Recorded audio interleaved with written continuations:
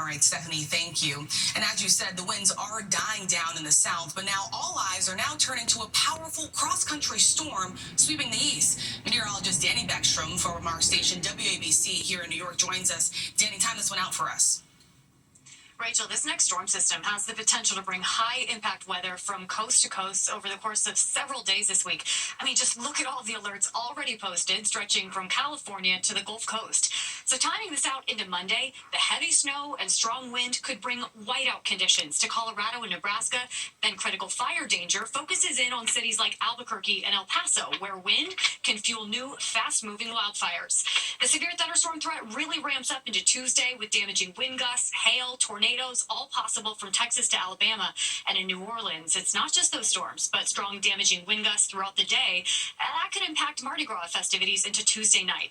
Anyone in the danger zone, Rachel, needs to keep a really close eye on the forecast.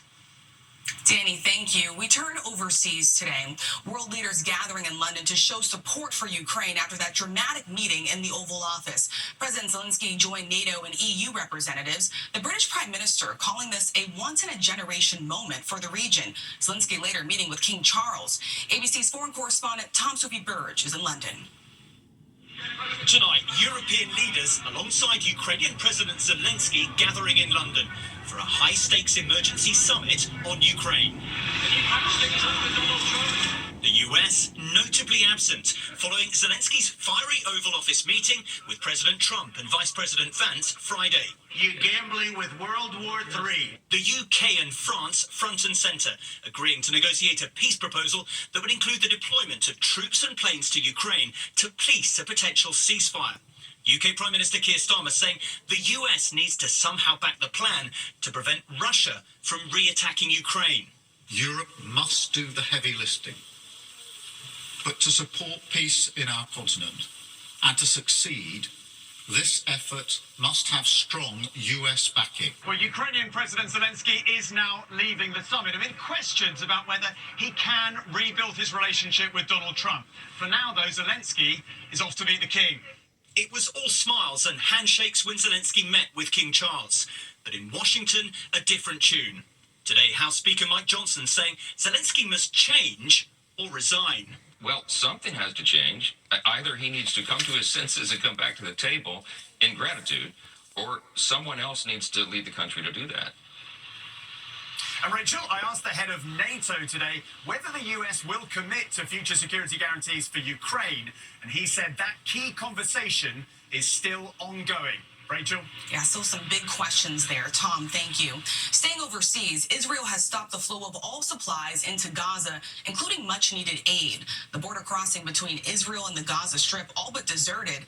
And tonight, Israel warning of more consequences if Hamas does not accept a new deal extending the ceasefire. Here's ABC's Inez de la Catera. In an attempt to pressure Hamas to accept a new U.S. proposal to extend phase one of the ceasefire that expired just 24 hours ago, tonight Israel says they've halted the entry of all goods into Gaza. Rows of trucks with desperately needed humanitarian supplies and fuel now blocked at Egypt's Rafah border crossing. Israel says the decision has President Trump's backing, Hamas calling it cheap blackmail on this second day of Ramadan.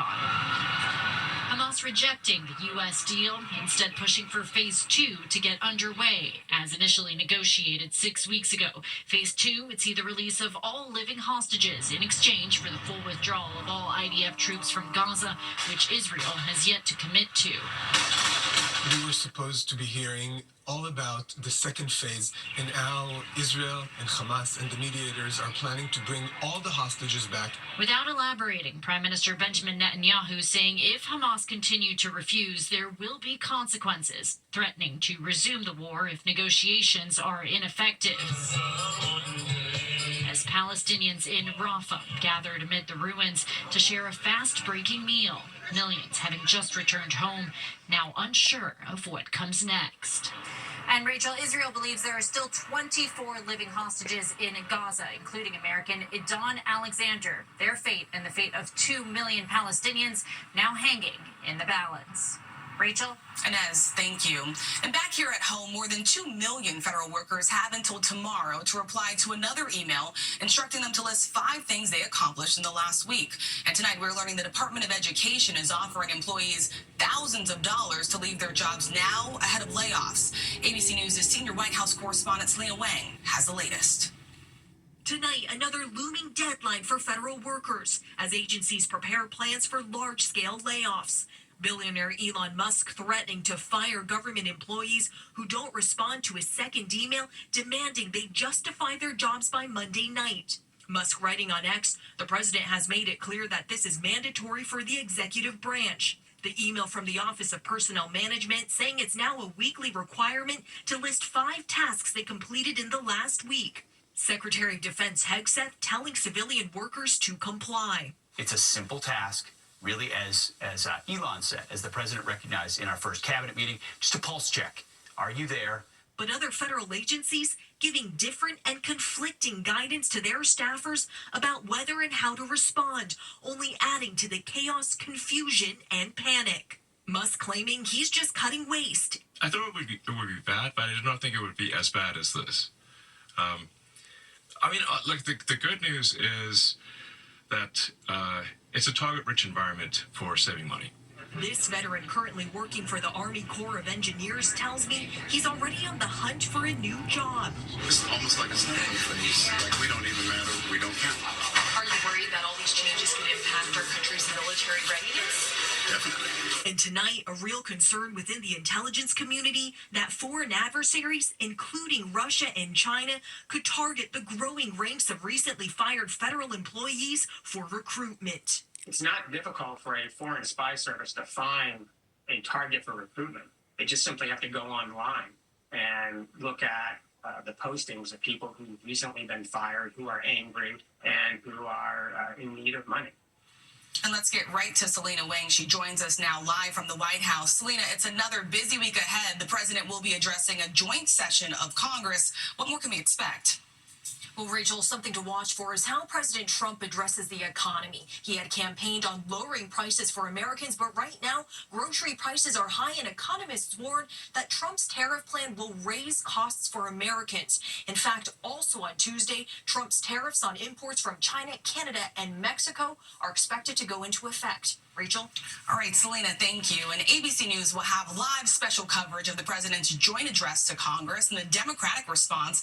I'll be joining David, Lindsay, and the rest of our powerhouse political team live from Washington Tuesday night, starting at 9 p.m. right here on ABC. We turn now to the countdown to the 97th Oscars. The festivities just moments away. The stars were out this weekend rehearsing their roles. Andrew Garfield, Goldie Hawn, Oprah, and Whoopi, and last year's supporting actress winner, Divine Joy Randolph. Our own Lindsay Davis and Whit Johnson are on the red carpet tonight as the stars arrive. Rachel, the excitement is building here on the red carpet, and we're told there are some surprises in store, including incredible performances with wicked duo Ariana Grande and Cynthia Erivo. And there are also tributes planned for the late Quincy Jones. That will be part of the memoriam segment. And as well, two-time Oscar winner Gene Hackman, who, of course, recently passed away with his wife. He'll be remembered also. And tonight's awards are taking place in the wake of the deadly wildfires that devastated parts of Los Angeles. The show expected to celebrate the city's resilience and honor the first responders who fought bravely. So, Lindsay, what are you most looking forward to today? I think, as we've been joking, it's a complete unknown as far as who's going to win for Best Picture. Quite often, when we've been doing this a few years now, you have a sense of who has the momentum, who's most likely to win. But this year, it really feels like there's that anticipation that there's really a surprise. A few contenders out there. Absolutely. That surprise likely to come at the end of the night. Right. I'm really excited about first-time host Conan O'Brien. Yes. And I want to see how he's going to balance the humor of the moment, but also this love letter that's been described to Los Angeles in the wake of those wildfires. Rachel, back to you. A big night ahead. Whit and Lindsay, thank you. We'll have much more on the Oscars coming up. All right, now we do turn to the successful landing on the moon. Just hours ago, the Texas startup Firefly Aerospace making history, landing its first Blue Ghost spacecraft on the lunar surface. Here's ABC's Morgan Norwood. Tonight, the Blue Ghost lunar lander already hard at work, capturing these stunning images. Firefly spacecraft making a historic touchdown on the moon early this morning, following Intuitive Machines' Odyssey lander last year. Feels like landing. We're on the moon. 95-year-old Buzz Aldrin, the second person ever to walk the moon, giving them a thumbs up from home.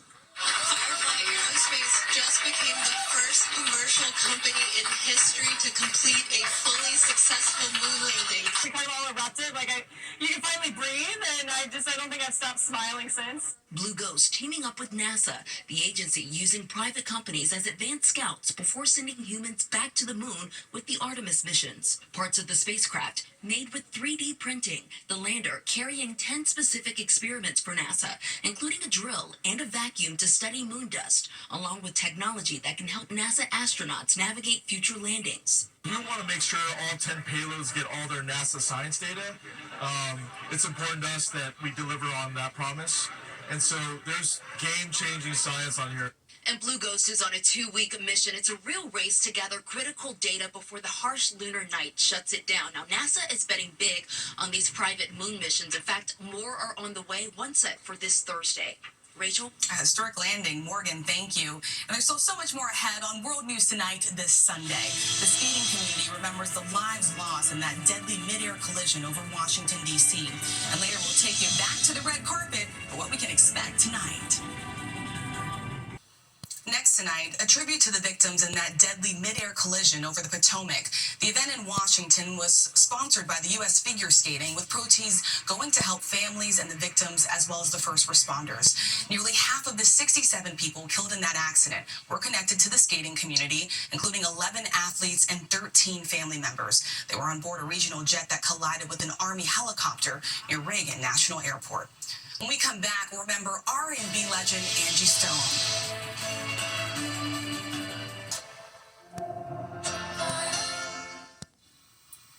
To the Index, and sad news tonight. Grammy-nominated R&B singer Angie Stone was killed in a car crash early Saturday.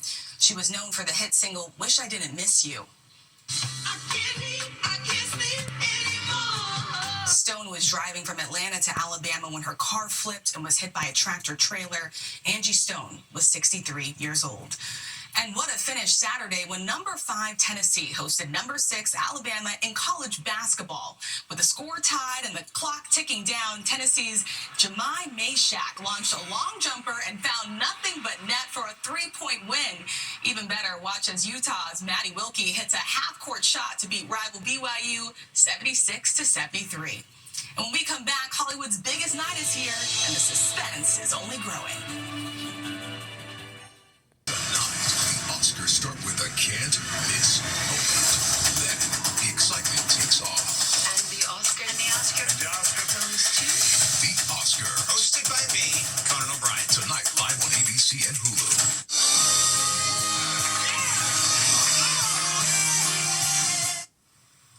Finally, it's the night movie fans wait for all year, and a lot of questions are about to be answered. Excitement is building for tonight's 97th Academy Awards. Everyone wants to know who the big winners will be. Who will be crowned Best Picture among the 10 films nominated? Anora? The throne is vacant. Conclave? Or could it be Wicked?